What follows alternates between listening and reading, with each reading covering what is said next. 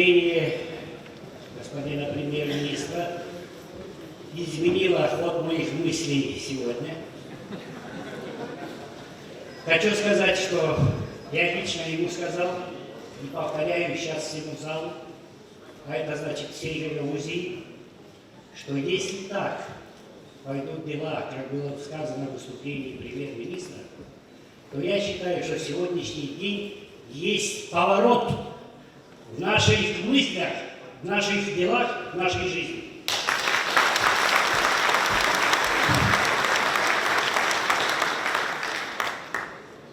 Валерий Иванович, не сомневайтесь, вот то, что я говорю, так почти думает 100% населения Гагаузии. Мы заждались этого, мы очень хотим этого.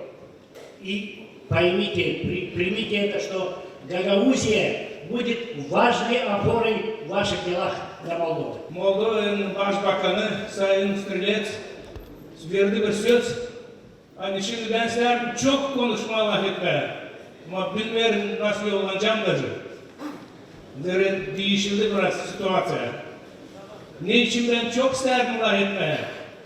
Çünkü bizde Gagavuzya'da var bir büyük yara, vardı bir büyük yara. Hangisi yavaş yavaş ilaçlandı, ama biz daha bugüne de bulamıyoruz bir ilaç. Hani bitirme onu da uzlansın hepsi yerinde.